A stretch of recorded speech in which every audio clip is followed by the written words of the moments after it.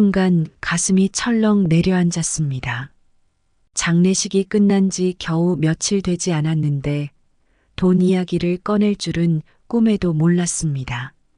재산 얘기.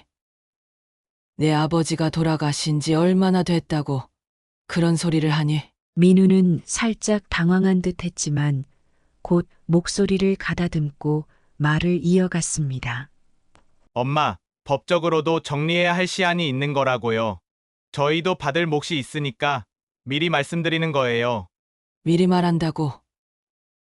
그럼 장례식 때 눈물 한 번 안 흘리던 내가 지금 이러는 것도 내 목 받을 생각만 해서였겠구나. 제 말에 민우의 얼굴이 굳어졌습니다.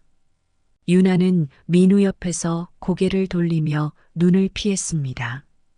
엄마, 저희가 무슨 나쁜 마음으로 이러는 것처럼 들리시겠지만 이건 당연한 권리 문제예요. 아버지 재산에는 저도 지분이 있잖아요. 순간 화가 치밀어 올랐습니다. 민우야, 내가 말하는 그 권리라는 게 대체 뭘 의미하는지 정말 모르겠니? 내 아버지가 평생 피땀 흘려 모은 돈이고 지금 그 아버지를 묻은 지 일주일도 안 됐어.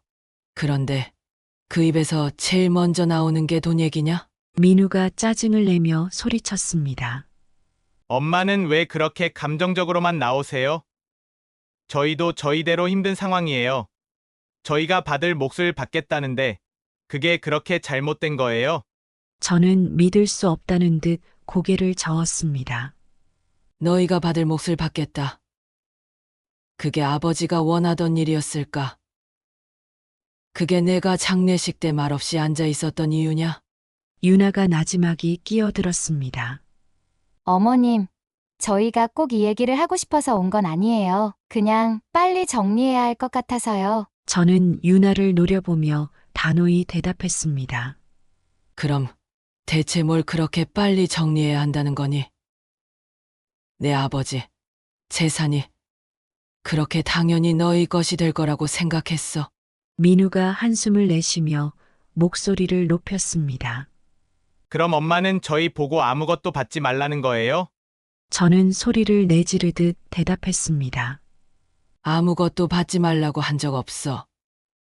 내 아버지가 어떻게 해뒀는지 나도 아직 다 모르지만 적어도 지금 이 상황에서 너희가 이런 얘기를 꺼내는 게 옳은 건 아니야.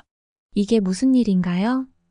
남편의 장례식이 끝난 지 일주일도 안 되었는데 아들 부부가 찾아와서 유산 상속에 대해 말하고 있는데요. 이게 어떻게 된 일인지 사연자 정미령님의 얘기를 들어보겠습니다. 안녕하세요. 저는 정미령이라고 합니다. 나이는 69살입니다. 살아온 세월이 한참인데 이렇게 제 이야기를 누군가에게 들려주게 될 줄은 몰랐네요. 지금은 혼자 지내지만 젊은 시절은 참 바쁘고 힘들었어요. 그래도 돌아보면 그 시절이 제 인생에서 가장 보람차고 행복했던 시간입니다. 23살에 남편을 만나 결혼했어요. 결혼할 당시에는 둘 다 가진 게 별로 없었죠. 남편도 부모님 사업이 실패하면서 대학도 제대로 못 마쳤고 저도 형제들 뒷바라지하느라 공부를 포기했으니까요. 서로 빚도 많고 처지도 어려웠지만 마음은 같았어요. 우리가 손을 잡고 열심히 살면 그래도 우리 아이한테는 부족하지 않은 세상을 물려줄 수 있지 않을까 그런 생각이었죠. 결혼하고 나서 첫 집은 방 하나 있는 반지하였어요. 방 한쪽에 낡은 가스레인지가 놓여 있고 여름이면 곰팡이 냄새가 벽에서 올라오는 그런 집이었죠. 처음에는 너무 막막했어요. 신혼인데도 가끔은 내 인생이 왜 이렇게 힘들까 싶었어요. 그런데 남편이 그러더라고요. 여보, 우리 둘이서 열심히 벌면 여기서 나갈 날도 금방 올 거야. 이 집도 오래 살지 않을 거야. 기다려봐. 그 말을 듣는데 이상하게 눈물이 날 것 같은 거예요. 그렇게 말하면서도 얼마나 힘들었을까요? 퇴근하고 들어오는 얼굴을 보면 온통 피곤해 보였는데 저한테는 늘 웃으면서 괜찮다고 했거든요. 그런 사람 믿고 사니까 나도 모르게 힘이 나더라고요. 남편은 무슨 일이든 손을 대면 열심히 하는 사람이었어요. 낮에는 공장에서 일하고 밤에는 대리운전도 했어요. 저는 낮에는 식당에서 일하고 밤에는 아르바이트를 했고요. 그렇게 벌어서 한 달에 몇십만 원씩 모으는데 이상하게 그게 그렇게 기쁘더라고요. 아들 민우가 태어났을 때는 정말 세상을 다 가진 것 같았어요. 작은 생명이 우리 품에서 숨쉬고 있다는 사실이 믿기지 않았어요. 그 아이를 안아주면서 남편과 약속했어요. 우리가 부족해서 고생했던 것처럼 민우는 절대 그런 일 없게 하자고. 민우를 키우는 건 쉽지 않았어요. 젖먹이를 업고 아르바이트를 가야 할 때도 많았죠. 비 오는 날 민우를 들쳐 업고 시장에서 장을 보는데 등에 땀이 비 오듯 흐르던 게 지금도 생생해요. 그래도 힘들다는 생각은 들지 않았어요. 아이가 처음으로 걸음마를 떼던 날 남편이 얼마나 기뻐했는지 몰라요. 밤늦게 퇴근하고도 민우를 안고 뛰놀아 주느라 지친 모습이 역력했는데 그 사람은 항상 웃으면서 말했죠. 이렇게 잘 크는 애 보면 피곤한 것도 싹 날아가. 여보, 우리 진짜 잘하고 있는 거야. 그 말이 그렇게 고마웠어요. 정말 잘하고 있다는 말. 그 사람의 한마디 덕에 하루하루가 버틸만 했어요. 그렇게 아들을 키우면서 살림도 조금씩 나아졌어요. 힘들게 돈을 모아 반지하를 벗어나고 아이 초등학교에 맞춰 작은 아파트도 장만했죠. 둘 다 대학을 다녀보지도 못했으니 민우만큼은 공부에 뒷바라지 다 해주자고 다짐했어요. 민우가 고등학교에 가고 나니 조금 여유가 생기더라고요. 오랜만에 남편과 단둘이 마주 앉아 밥을 먹는데 갑자기 이런 말을 했어요. 여보, 우리 진짜 여기까지 온 거 대단하지 않나? 반지하에서 시작했는데 이제 이만큼 됐어. 앞으로는 조금씩 누리면서 살자. 그 말을 듣는데 마음이 참 따뜻했어요. 맞아요. 우리는 정말 대단한 일을 해냈어요. 그 사람 말처럼 그동안 고생한 것들을 이제 누릴 차례라고 생각했어요. 그런데 세상은 마음대로 되지 않더군요. 남편은 당뇨로 고생하다가 결국 합병증으로 먼저 떠났어요. 지금 이렇게 혼자가 되고 보니 다시 그 시절로 돌아가고 싶다는 생각이 들어요. 반지하에서 고생하던 그때가 지금보다 더 행복했거든요. 민우를 키우고 남편과 손잡고 열심히 살던 그 시절이 내 인생에서 가장 빛나는 순간이었어요. 지금은 그때의 온기를 추억으로 꺼내보는 것만으로 겨우 하루를 견디고 있어요. 그런데 그렇게 사랑으로 키운 민우가 이제 와서 이런 상처를 줄 줄은 정말 몰랐습니다. 당뇨 합병증으로 오랜 시간 고생하던 남편의 장례식이 끝난 지 며칠 되지 않았던 때였습니다.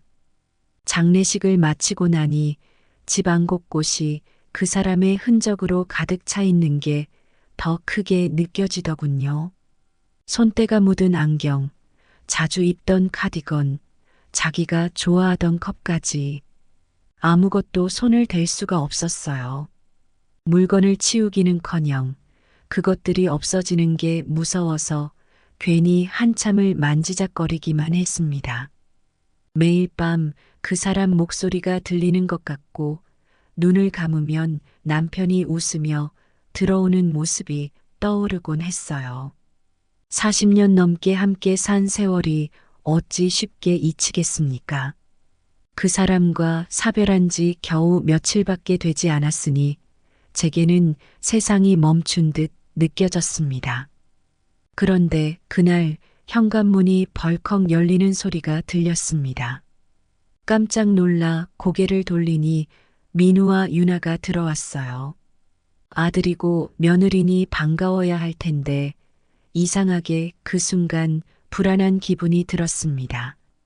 민우는 들어오자마자 인사도 없이 거실 소파에 털썩 앉았습니다. 유나는 핸드백을 내려놓더니 핸드폰을 꺼내 들고 화면을 빠르게 스크롤하며 아무 말 없이 앉아 있었죠. 두 사람이 평소와 다르게 굉장히 무겁고 다급한 분위기였어요. 민우가 뜬금없이 입을 열었습니다. 엄마, 할 말이 있어서 왔어요. 순간 가슴이 철렁했습니다. 워낙 갑작스럽기도 했고 목소리 톤이 심상치 않았거든요. 조심스럽게 물었습니다. 그래. 무슨 일이야? 민우가 잠시 머뭇거리더니 시선을 피하며 말을 꺼냈습니다. 아버지 명의로 된 재산이 있으면 이제 정리해서 나누는 게 좋을 것 같아서요. 그 말이 귀에 들어오자마자 손에 들고 있던 유리컵을 놓칠 뻔했습니다. 아직 장례식이 끝난 지 며칠이나 됐다고 벌써 재산 이야기를 꺼내는 건가 싶었어요. 마음이 차갑게 얼어붙는 기분이 들었습니다. 재산. 아직 그런 걸 이야기할 때는 아니지 않니? 차분하게 말했지만 속에서는 벌써 화가 차오르고 있었습니다. 남편을 떠나보낸 충격에서 벗어나지도 못했는데 아들이 먼저 재산 이야기를 꺼내다니요. 민우가 대답도 하기 전에 유나가 핸드폰에서 고개를 들며 말했습니다. 맞아요. 저희가 먼저 말씀드리는 게 낫다고 생각해서요. 유나의 태도가 너무 차갑고 무덤덤해서 더 충격적이었습니다. 결혼 초반에는 가족처럼 살갑게 굴던 아이였는데 지금은 남처럼 느껴졌습니다. 그래서 물었습니다. 장례식 끝난 지 얼마나 됐다고 그런 이야기를 하니? 장례식 때도 내가 눈물 한 번 흘리는 걸 못 봤다. 그런데 이제 와서 재산 얘기라니 너무한 거 아니냐? 민우는 내 말을 듣고 이마를 짚으며 짜증이 섞인 목소리로 대답했습니다. 엄마, 법적으로 정리해야 되는 날짜가 있잖아요. 그냥 미리 말씀드리는 거예요. 미리? 장례식 끝난 지 일주일도 안 됐는데 미리라는 말이 그렇게 가볍게 들릴 수가 없었습니다. 그 순간 느껴진 감정은 분노보다는 슬픔에 가까웠어요. 내가 평생을 바쳐 키운 아들이 어쩌다가 이런 말을 할 수 있는 사람으로 자라게 된 걸까 싶었습니다.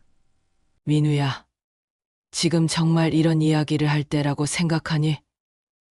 내 아버지가 평생 모은 돈이고 이제 나 혼자 남은 집인데 내가 그렇게 쉽게 얘기할 수 있니?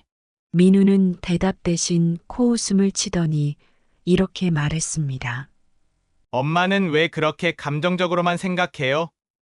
저도 법적으로 지분이 있는 거잖아요. 제 몫이 있으니까 정리해서 주셔야 하는 거 아니에요? 순간 귀를 의심했습니다. 아버지가 고인이 되자마자 돈 얘기를 꺼내는 것도 모자라 이제는 되려 큰 소리까지 치는 모습이 낯설고 무섭게 느껴졌습니다. 정말 너한테는 내 몫만 중요하구나. 나도 여기서 살고 앞으로 어떻게 살아야 할지도 걱정인데 내 생각은 전혀 없니? 민우는 내 말을 들은 척도 하지 않고 오히려 목소리를 높였습니다. 그런데요? 제가 제 권리를 요구하는 게 잘못인가요? 유나도 맞장구 쳤습니다. 맞아요. 저희도 급한 일이 있으니까 부탁드리는 거잖아요. 유나의 말에 웃음이 나올 정도로 황당했습니다. 급한 일이 있으니 부모 재산부터 손대겠다는 태도가 너무 당당했거든요. 다시 한번 물었습니다. 그렇게 급한 일이면 왜 말도 없이 찾아와서 내게 이렇게까지 큰 소리를 치는 거냐? 민우는 머리를 뒤로 젖히며 한숨을 내쉬고 대답했습니다. 그러니까 정리해서 주시라는 거예요. 언제 받을지 모르는데 계속 기다릴 수 없어서 어쩔 수 없이 말하는 거잖아요. 그 말을 듣는데 더 이상 대화를 이어갈 필요조차 없다고 느껴졌습니다. 정말 그렇게 생각한다면 내가 원하는 대로 알아서 처리해봐라. 난 아직 네 아버지 못 떠나보냈으니 이런 얘기하러 오지 말아라. 그러고 아들 내외가 집을 나서는데 제가 현관문을 닫으려고 하니 민우가 마지막으로 덧붙였습니다. 엄마가 계속 이렇게 나오시면 법대로 할 수밖에 없어요. 제 목 확인하고 받을 거니까 그럴 줄 아세요. 현관문을 닫으면서 마지막으로 들은 민우의 말이 계속 머릿속에서 맴돌았습니다. 법대로 한때 그토록 사랑스럽게 키운 아들이 이제는 돈을 두고 나와 맞설 각오까지 하고 있다는 사실에 가슴이 찢어질 듯 아팠습니다. 민우와 유나가 집을 나가고 난 뒤에도 나는 한참 동안 그 자리에 앉아 있었습니다. 차가운 정적이 집안을 가득 메우고 있더군요. 남편이 그 자리에 있었다면 뭐라고 했을까요? 남편이라면 민우의 이런 모습에 얼마나 상심했을까요? 시간이 지나도 민우의 말들이 머릿속에서 떠나지 않았습니다. 민우가 왜 이렇게까지 돈을 급하게 요구하는 건지 도무지 알 수 없었어요. 분명 그 아이에게 무슨 사정이 있을 텐데 그래도 고인이 되신 아버지의 재산을 이렇게 다급하게 그것도 큰 소리로 요구하는 건 이해가 되질 않았습니다. 가슴 깊은 곳에 무언가가 맺힌 듯 답답하고 서운한 감정이 계속해서 올라왔습니다.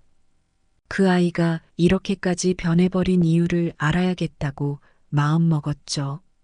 민우와 유나가 내 집을 나간 뒤에도 마음이 진정되지 않았습니다.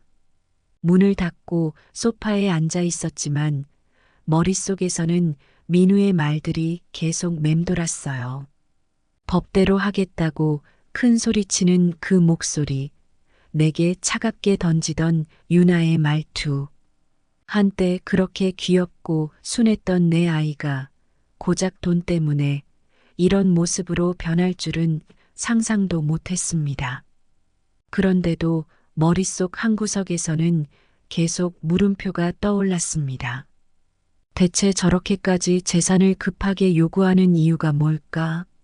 민우가 뭐라고 말하든 내 직감은 단순히 법적으로 정리해야 한다는 말이 전부가 아니라고 느껴졌습니다.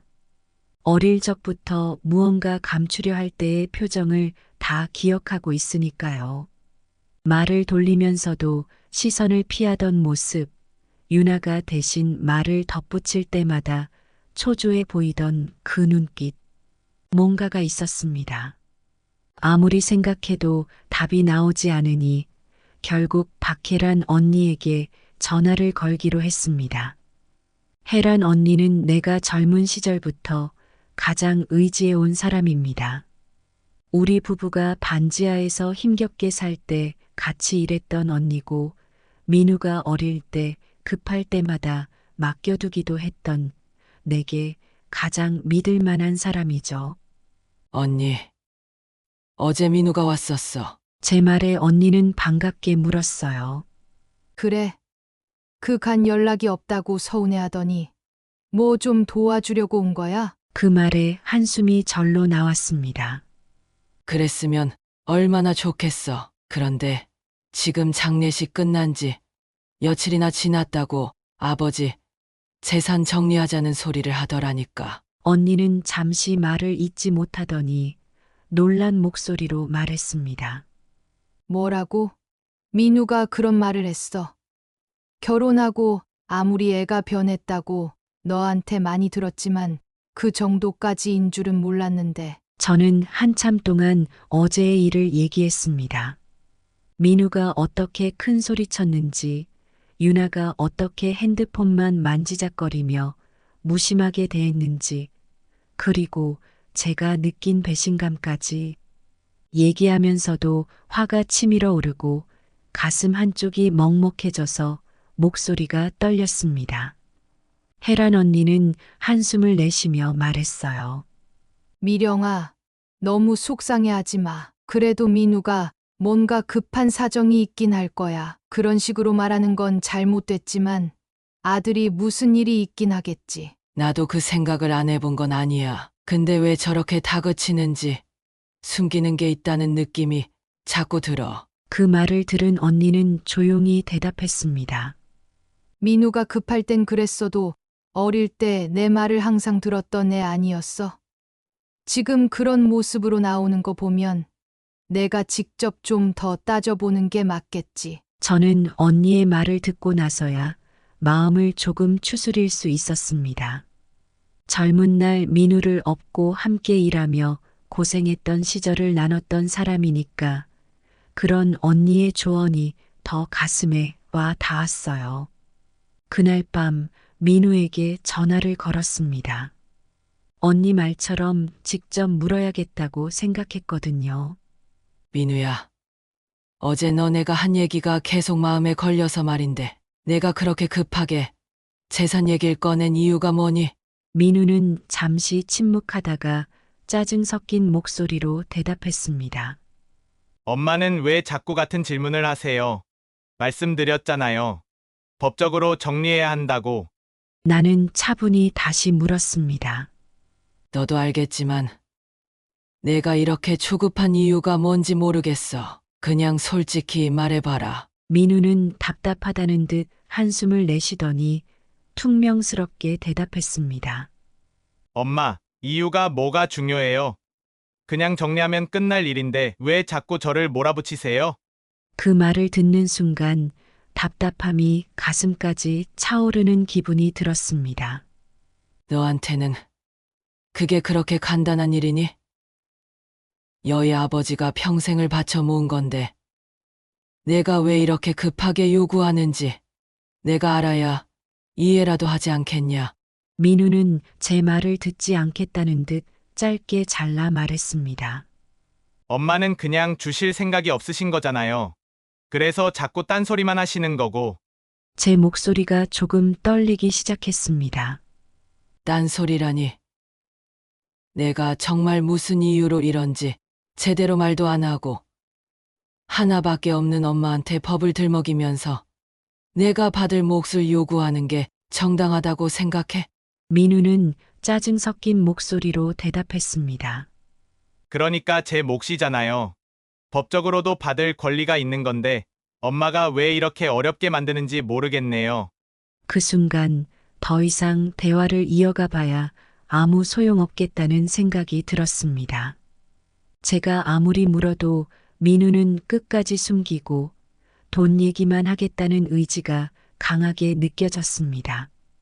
민우야, 내가 원하는 대로 법대로 하고 싶으면 변호사를 통해 알아보고 싶으면 알아봐라. 하지만 내가 정말 서운한 건 내가 내 아버지가 돌아가신 지 며칠 되지도 않았는데 이렇게 돈 얘기부터 꺼낸다는 거다. 민우는 말끝에 코웃음을 치며 대답했습니다. 엄마가 계속 그렇게 나오시면 저희도 어쩔 수 없죠. 변호사 알아볼 테니까 그렇게 아세요.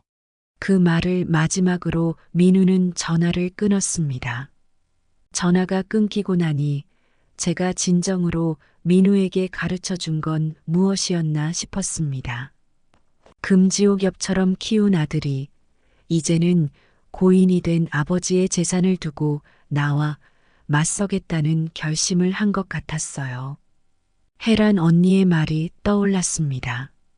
언니는 민우를 이해하려고 노력하라고 했지만 제 머릿속에서는 그 아이가 왜 이렇게까지 변했는지 이해할 수 없는 생각들로 가득 차 있었어요.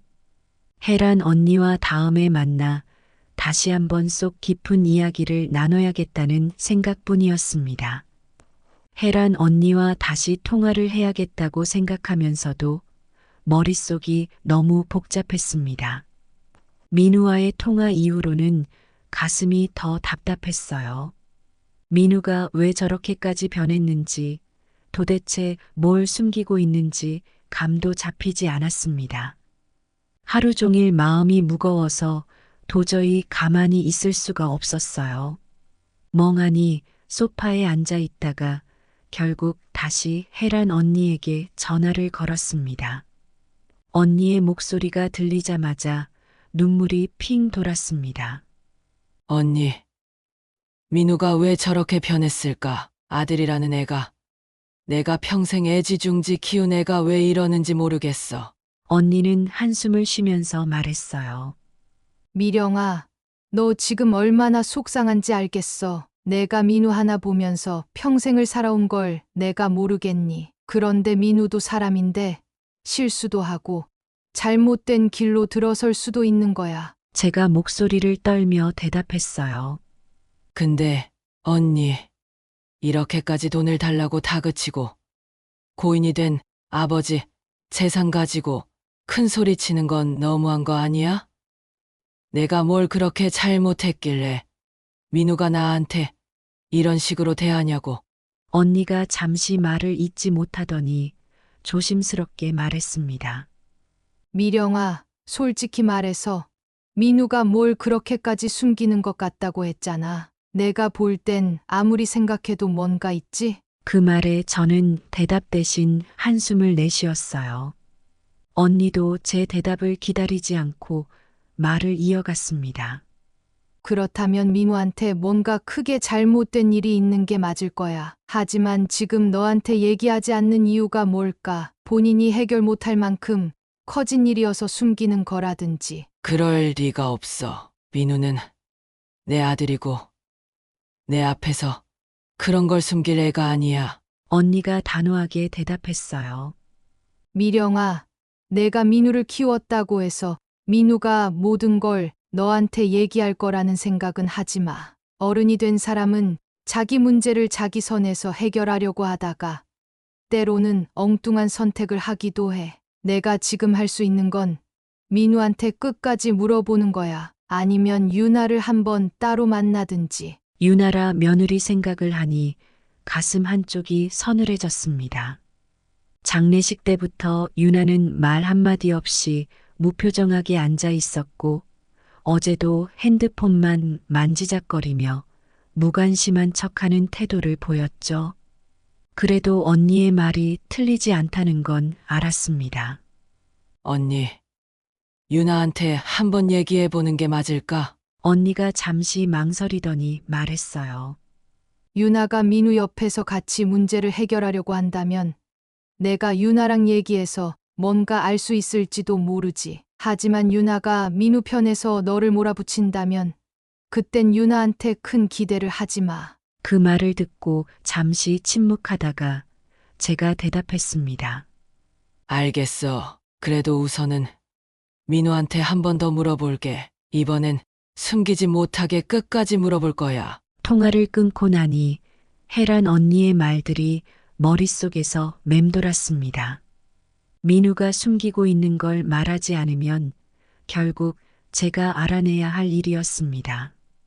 그날 저녁 민우에게 다시 전화를 걸었습니다. 전화를 받는 민우의 목소리는 여전히 짜증 섞인 투였습니다. 엄마, 또 왜요? 어제 다 말씀드렸잖아요.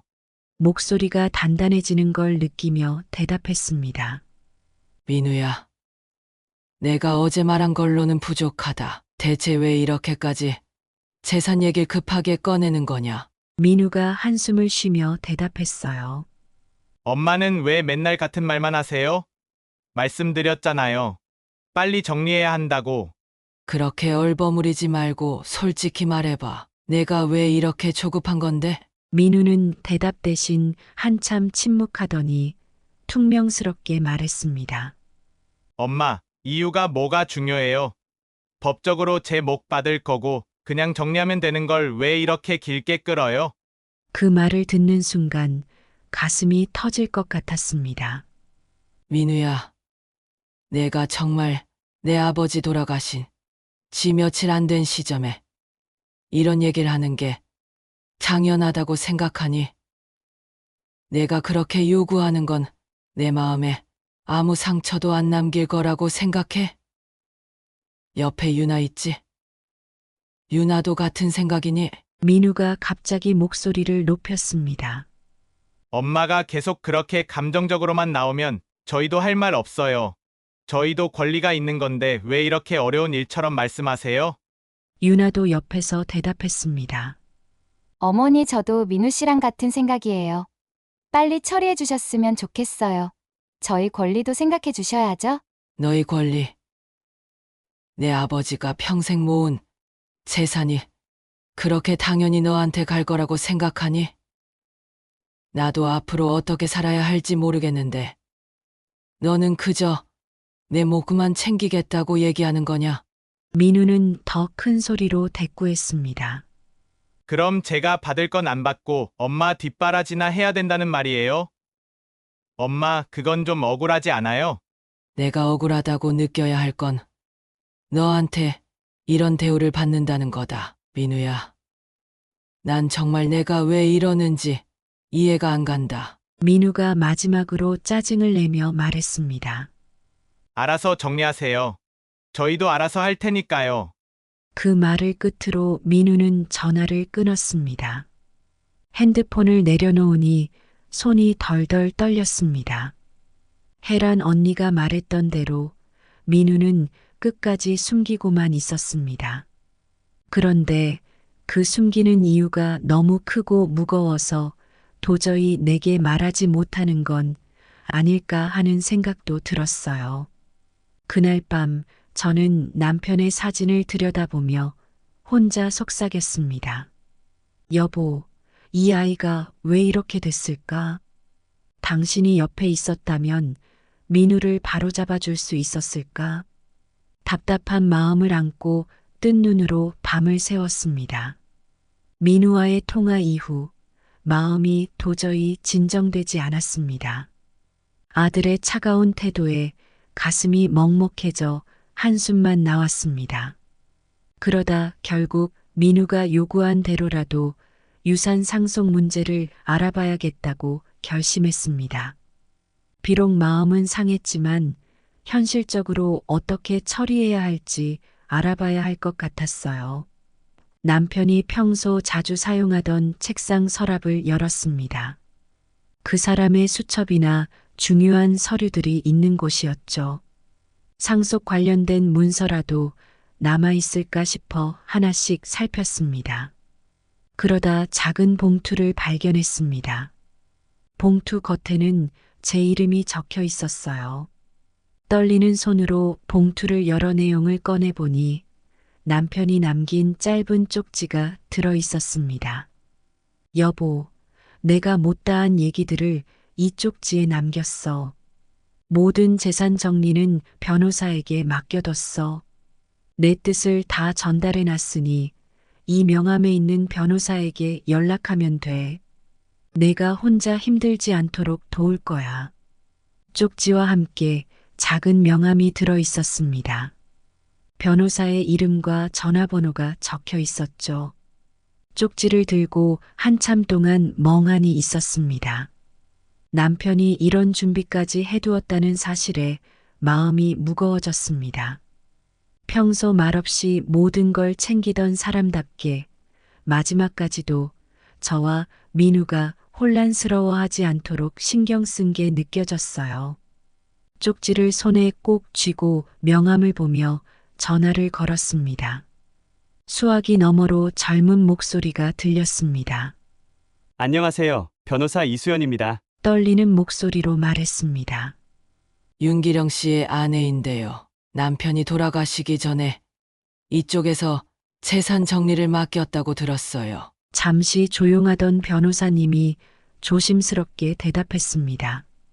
아, 윤기령님의 유족분이시군요. 왜 이렇게 빨리 연락 주셨을까 했습니다. 보통 고인을 잃으신 분들은 슬픔이 가라앉기까지 시간이 걸리셔서 바로는 연락을 안 주시거든요. 저희도 보통은 두세 달 정도 지나 조심스럽게 먼저 연락을 드리곤 합니다. 그 말을 들으니 민우의 독촉이 아니었다면 저도 바로 연락하지 않았을 거란 생각이 들었습니다. 그 사람이 떠난 충격에서 벗어나지도 못했으니 말이에요. 변호사가 말을 이어갔습니다. 괜찮으시다면 사무실에서 직접 뵙고 말씀드리는 게 좋겠습니다. 윤기령님께서도 따로 말씀을 남기셨고 재산 정리와 관련된 문서도 사무실에 있습니다. 가능하신 시간을 말씀해 주시면 약속을 잡겠습니다. 약속을 잡으면서도 마음이 복잡했습니다. 남편이 준비해둔 유언과 재산 정리 내용이 어떨지 하나도 모르는 상황이라서 너무 떨리기도 하면서 남편이 어떤 말을 남겼을지 궁금했습니다. 전화를 끊고 명함과 쪽지를 다시 봉투에 넣어 조심스럽게 책상에 올려두었습니다. 변호사와의 약속을 기다리면서도 머릿속에서는 민우의 말들이 떠나지 않았습니다. 다음 날 약속 시간에 맞춰 변호사 사무실로 향하기 위해 준비를 하면서 남편이 살아있을 때 나를 걱정하며 남겼을 그 말들이 떠올랐습니다. 여보, 내가 당신 혼자 두고 가는 건 정말 미안해. 그래서 더 철저히 준비하려고 해. 그 말을 할 때 남편의 얼굴은 참 평온했는데 저는 그 평온함의 무게를 이제야 느끼는 것 같았습니다. 사무실로 향하는 내내 버스 차창 밖을 멍하니 바라보며 남편이 떠난 자리가 얼마나 큰지 새삼 깨달았습니다. 변호사 사무실에 도착하니 차분하고 조용한 분위기가 흘렀습니다.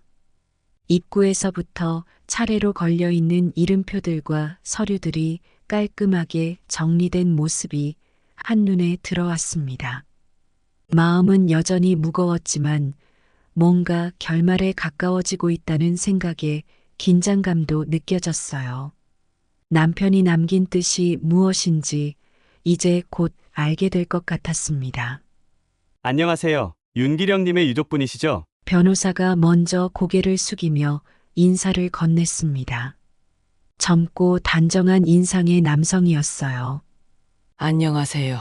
남편이 여기서 재산 정리를 맡겼다고 해서 약속을 잡고 왔는데요. 변호사가 고개를 끄덕이며 조심스레 말을 이어갔습니다. 먼저 고인의 명복을 빕니다. 윤기령님께서 저희에게 생전에 남기신 유언과 재산 정리 관련 내용을 전달드리려고 합니다. 목소리는 차분했지만 가슴이 두근거리며 긴장되기 시작했어요. 변호사가 말을 이어갔습니다. 고인께서는 직접 이곳에 오셔서 유언을 영상으로 남기셨습니다. 내용을 전달드리기에 앞서 먼저 혼자 보실 수 있도록 방을 준비해 두었습니다. 잠시 들어가셔서 편히 보고 오시면 됩니다. 영상이라니. 남편이 유언을 영상으로 남겼다니. 항상 새로운 걸 시도하는 걸 좋아하던 남편의 모습이 떠올라 순간 미소가 나왔습니다. 그리고 그 말을 듣고 가슴이 벅차오르면서도 복잡한 감정들이 한꺼번에 밀려왔습니다. 변호사를 따라 조용한 방으로 들어갔습니다. 벽 한쪽에는 커다란 TV가 놓여 있었고 테이블과 의자만 간소하게 놓여 있는 방이었습니다. 변호사는 리모컨을 건네며 말했어요. 영상을 틀어드릴 테니 편히 보시고 필요하시면 호출해 주세요. 그는 나가고 방 안은 다시 고요해졌습니다. TV 화면이 켜지며 남편의 얼굴이 나타났습니다. 화면 속 남편은 제가 떠나보낸 그 모습 그대로였습니다. 주름 하나하나가 고스란히 담긴 얼굴을 보니 그 사람이 떠올라 마음이 먹먹해졌습니다. 이 영상을 보고 있을 당신은 어떤 마음일까? 나는 항상 당신 걱정만 시키고 떠나는 것 같아. 남편 목소리가 들리자마자 눈물이 터져 나왔습니다. 남편의 목소리를 이렇게 다시 듣게 될 줄은 몰랐으니까요. 남편은 영상 속에서 따뜻한 눈빛으로 저를 바라보며 말을 이어갔습니다.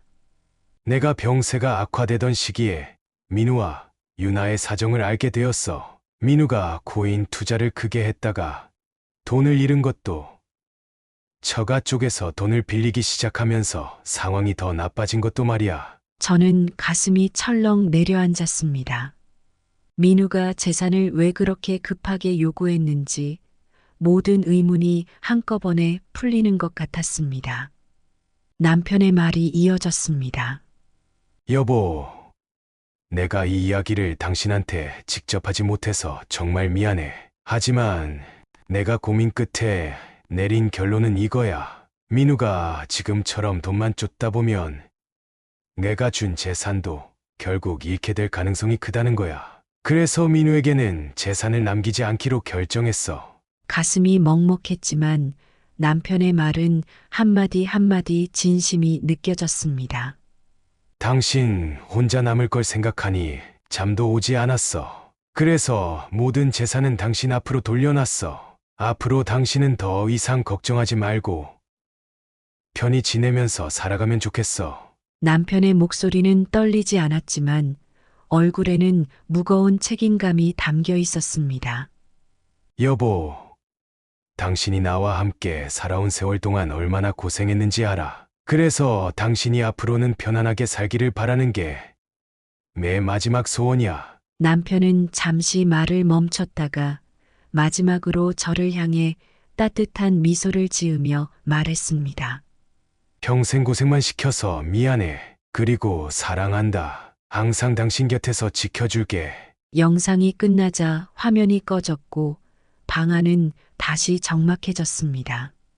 저는 의자에 앉은 채로 얼굴을 감싸고 오열했습니다. 얼마나 저를 생각하며 준비했는지 그 마지막까지도 가족들을 걱정하며 결정을 내렸는지 온전히 느껴졌습니다. 얼마나 울었는지 모릅니다. 제가 이렇게 길게 울어본 게 언제였는지도 기억나지 않을 만큼 눈물은 멈추지 않았습니다. 한참 뒤 문이 살며시 열리며 변호사가 들어왔습니다. 괜찮으세요? 물이라도 드세요. 저는 눈물로 번진 얼굴을 감싸며 고개를 끄덕였습니다. 변호사는 물을 건네며 조심스럽게 말했어요. 조금 쉬셨다가 괜찮아지시면 이야기를 더 나누시죠. 저는 손수건으로 얼굴을 닦으며 남편의 목소리가 여전히 귓가에 맴돌았습니다. 남편의 마지막 유언이 제게는 너무 큰 울림으로 남아 마음을 추스르기가 쉽지 않았습니다. 조금 쉬고 나니 감정이 어느 정도 진정됐지만 여전히 머릿속이 복잡했습니다. 남편이 그렇게까지 생각하고 모든 걸 준비했다는 사실에 감사하면서도 남편이 겪었을 외로움과 고민이 느껴져 마음이 무거웠습니다. 변호사가 다시 방으로 들어와 자리에 앉으며 말을 꺼냈습니다. 윤기령님께서 생전에 모든 재산을 정리하셔서 지금은 전부 정미령님 명의로 되어 있습니다. 재산 분할이나 상속과 관련해서는 추가적인 절차가 필요 없으니 그대로 유지하시면 됩니다. 말을 들으니 한편으로는 안도감이 들면서도 민우와 유나가 생각나 복잡한 감정이 밀려왔습니다. 변호사가 차분히 설명을 이어갔습니다. 고인이 명확히 남기신 뜻에 따라 이 재산은 정미령님께 전적으로 귀속됩니다. 나중에 정리할 부분이 있거나 문의사항이 있으시면 언제든 저희에게 연락 주시면 됩니다. 우선은 모든 서류를 정리해서 몇 주 내로 전달드릴 테니 차분히 시간을 가지시길 권합니다. 고개를 끄덕이며 대답했습니다. 알겠습니다. 남편이 이렇게까지 준비해뒀을 줄은 몰랐어요. 감사합니다. 변호사는 미소를 지으며 마지막으로 한마디를 덧붙였습니다. 고인께서 남기신 마음이 전해졌길 바랍니다. 너무 무리하지 마시고 천천히 일상으로 돌아가시길 바랍니다. 사무실을 나서는 길에 남편의 유언 영상이 자꾸 머릿속을 떠올랐습니다. 남편의 마지막 말, 항상 곁에서 지켜줄게라는 그 목소리가 여전히 귀에 생생했어요. 집으로 돌아와 한동안 멍하니 앉아 있었습니다. 남편이 남긴 흔적을 바라보며 유언대로 어떻게든 앞으로의 삶을 꾸려나가야겠다고 마음을 다잡았습니다. 유언 영상을 확인한 이후 며칠이 지났습니다. 집에 있는데 갑자기 초인종 소리가 울렸습니다. 의아한 마음에 현관으로 갔습니다. 민우와 유나였습니다. 저번처럼 말도 없이 비밀번호를 누르고 들어오는 것도 아니고 초인종을 눌렀다니 어딘가 이상했어요. 문을 열어주자 둘은 눈치를 보며 어색하게 인사를 건넸습니다.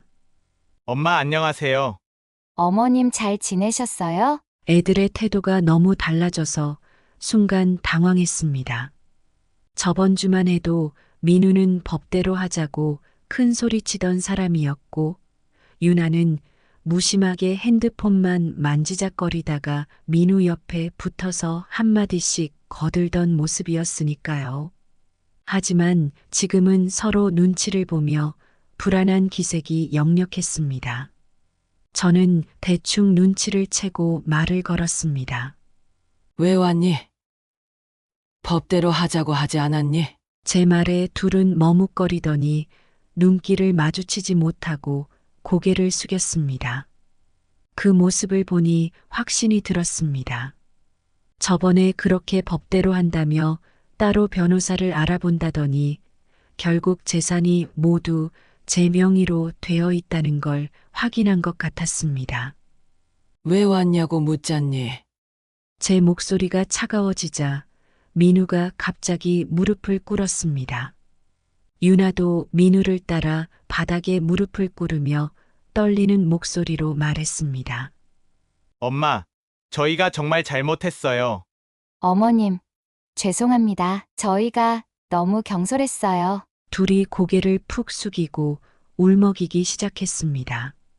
민우는 손을 모으고 간절히 말했습니다. 엄마 사실 저희가 돈이 좀 급해서 그랬어요.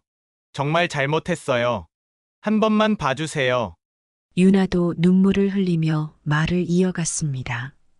어머님, 저희가 그땐 너무 몰랐어요. 정말 죄송해요. 둘이 바닥에 무릎 꿇고 우는 모습을 보니 가슴이 한번 크게 내려앉았습니다. 한때 그렇게 사랑스럽던 아들이 이렇게까지 망가진 모습으로 내 앞에 있다는 게 마음을 후벼 팠습니다. 민우는 계속 울며 말했습니다.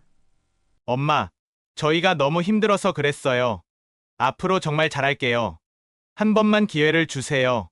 유나도 흐느끼며 덧붙였습니다.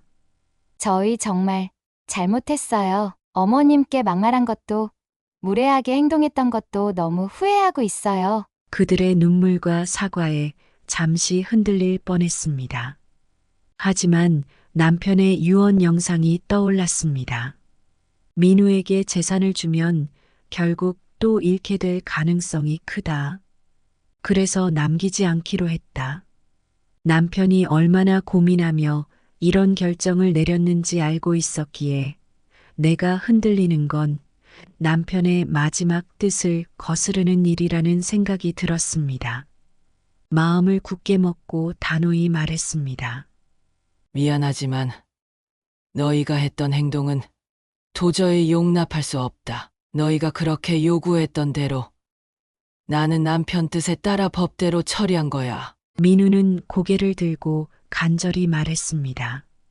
엄마, 정말 죄송해요. 한 번만 믿어주세요. 고개를 저으며 대답했습니다. 믿으라고? 너희가 나한테 어떻게 했는지 기억이 안 나니? 남편이 남긴 재산이 법적으로도 내 것이라고 알고 나서야 와서 이렇게 비는 거 진심으로 보이지 않는다. 유나는 손을 떨며 말했습니다. 어머님, 저희 정말로 후회하고 있어요. 지금 너무 힘들어서 그래요. 저는 차갑게 대답했습니다. 힘들어서 그런다고 모든 걸 용서받을 수 있을 거라고 생각하지 마라. 남편이 생전에 이런 상황까지 다 알았기 때문에 너희에겐 재산을 남기지 않겠다고 결정을 내린 거야. 그리고 나도 그 뜻을 따를 거다. 이렇게 찾아와서 잘못했다고 하면서도 무리하게 코인 투자를 하다가 돈 잃었다는 얘기는 한마디도 안 하는구나. 내가 이런 너희를 어떻게 믿겠니? 둘은 당황한 듯 서로를 쳐다보며 아무 말도 하지 못한 채 벙쪄 있었습니다. 제 마음은 더 이상 흔들리지 않았습니다. 더 이상 이런 부탁하러 오지 마라. 그리고 앞으로 내 비밀번호도 바꿀 거다. 2번 다시 이렇게 찾아오지 않길 바란다. 그 말을 끝으로 자리에서 일어났습니다. 민우와 유나는 계속 당황해하면서 더는 말을 잇지 못했습니다. 현관문이 닫히고 나니 마음이 먹먹하면서도 한편으로는 홀가분하기도 했습니다. 이 결정을 내리는데 시간이 걸렸지만 결국 남편의 뜻을 지켜내는 것이 옳다고 느껴졌습니다. 문을 잠그고 비밀번호도 바꿨습니다. 앞으로는 제 자신을 지키고 남편이 남긴 유산으로 새로운 삶을 준비해야겠다고 다짐했습니다. 며칠이 지나고도 집안은 여전히 고요했습니다. 민우와 유나가 무릎을 꿇고 울던 모습은 종종 머릿속을 스쳤지만 다시 연락이 오지는 않았습니다. 문득문득 남편의 유언 영상이 떠올랐습니다. 내가 앞으로는 편안하게 살기를 바라는 게 내 마지막 소원이야. 그 목소리를 떠올리면 가슴이 따뜻해지면서도 한편으로는 제가 남편의 뜻을 제대로 따르고 있는지 스스로에게 묻게 됐습니다. 남편이 남긴 재산과 유언은 저를 위한 것이었지만 민우와의 관계가 이렇게 틀어진 채로 남아도 괜찮은 건지 고민이 컸습니다. 그러던 중 혜란 언니가 전화를 걸어왔습니다. 뭐 하고 있어? 내가 요즘 계속 집에만 있을 것 같아서 걱정돼서 전화했어. 저는 멋쩍게 웃으며 대답했습니다. 언니, 뭐 그렇지 뭐. 딱히 나갈 일도 없고 그냥 정리도 하고 생각도 하고 그러고 지내. 혜란 언니는 단호하게 말했습니다. 안 돼. 그럼 안 돼. 네 남편도 내가 이렇게 있는 걸 원하지 않았을 거야. 우리 어디 나가자. 아니, 나랑 같이 뭘 좀 배워보는 건 어때? 뭘 배워? 언니가 웃으며 대답했습니다. 나 요즘 캘리그래피 배우고 있거든. 재미도 있고 마음도 편해지고 좋아. 너도 한번 해보자. 처음엔 마음이 내키지 않았습니다. 하지만 언니의 끈질긴 설득에 결국 다음 날 캘리그래피 강좌에 함께 가기로 했습니다. 강좌에 처음 가던 날 뭔가 어색하고 긴장됐습니다. 평소엔 나가서 사람들 사이에 있는 걸 좋아하지 않았지만 언니와 함께라면 괜찮을 것 같았어요. 수업은 생각보다 재미있었습니다. 한글과 영어 글씨를 하나하나 예쁘게 쓰는 과정이 꽤 흥미로웠고 무엇보다 제 손끝에서 만들어지는 글씨들이 마음을 차분하게 만들어줬습니다. 언니, 이거 생각보다 재미있네. 글씨 하나에 이렇게 집중하다 보니까 다른 생각이 안 들어. 언니가 웃으며 대답했습니다. 그렇지. 그래서 내가 추천한 거야. 이왕 이렇게 시작한 거 꾸준히 해보자. 그날 이후로 캘리그래피는 제 일상의 작은 위안이 되었습니다. 남편이 떠오를 때면 유언을 떠올리며 마음을 다잡았고 캘리그래피를 연습하며 그 마음을 글씨로 표현했습니다. 평안, 사랑, 행복 같은 단어들을 쓸 때마다 남편이 제 곁에서 속삭이는 것 같았어요. 시간이 지나면서 조금씩 홀로 서기의 즐거움을 알게 되었습니다. 혼자 길을 걷고 카페에 들러 글씨를 쓰며 시간을 보내는 동안 혼자 있는 게 외롭기만 한 건 아니라는 걸 배웠습니다. 하지만 민우와의 관계는 여전히 내 마음을 무겁게 했습니다. 아무리 남편의 뜻을 따르고 있다고 해도 제게 남긴 유산으로 편히 살아가는 동안 민우가 힘든 시간을 보낸다고 생각하면 마음이 편치 않았습니다. 혜란 언니에게 속내를 털어놓았습니다. 언니, 민우를 보면 마음이 복잡해. 그 애가 잘못한 건 알겠는데 그래도 내 아들인데 그냥 이렇게 멀어지는 게 맞는 걸까 싶어. 언니가 진지한 얼굴로 대답했습니다. 민우가 잘못한 건 맞아. 근데 내가 평생 내 자식이라고 그 잘못을 다 감싸주는 게 맞는지는 또 별개의 문제야. 그 애도 스스로 책임을 져야 성장할 수 있지 않겠니? 고개를 끄덕였지만 여전히 마음 한편에선 갈등이 있었습니다. 언니. 그래도 내가 너무 차갑게 대한 건 아닌지. 언니가 한숨을 쉬며 말했습니다. 내가 한 결정은 남편이 남긴 뜻을 지키기 위해서였잖아. 그러면 된 거야. 민우가 진정으로 반성하고 다시 돌아오고 싶다면 그때 내가 손 내밀어줘도 늦지 않아. 그 말에 조금 마음이 가벼워졌습니다. 제가 손을 먼저 내미는 건 오히려 민우가 자신의 잘못을 깨닫는데 방해가 될 수 있다는 생각이 들었거든요. 시간이 지나면서 남편의 유언이 제게 더 큰 위로가 됐습니다. 남편의 마지막 말처럼 이제는 제 자신을 위해 살아야겠다는 생각이 들었습니다. 캘리그래피를 연습하며 만든 작품들을 주변 사람들에게 선물하기도 했고, 작게 열린 전시회에 출품해 보라는 권유를 받을 정도로 성장했습니다. 남편이 남긴 재산은 제게 안정감을 주었고, 남편이 남긴 마지막 사랑이자 배려라는 걸 느꼈습니다. 민우와의 문제는 시간이 더 걸릴지 모르겠지만 남편이 남긴 삶의 지침을 따라 차분히 기다리며 새로운 출발을 해나가야겠다는 결심을 했습니다. 제 이야기 들어주셔서 감사합니다. 제가 가지고 있는 민우에 대한 고민들을 현명하게 대처하는 법 댓글로 남겨주시면 읽고 많은 도움 얻겠습니다. 오늘의 사연 들으시고 어떤 생각이 드셨나요? 사연자분께 해주고 싶으신 말씀 있으시면 댓글 부탁드리고 구독을 누르시면 여러분께 내일 좋은 소식이 찾아올 거예요. 그럼 다음 사연에서 만나 뵙겠습니다. 감사합니다.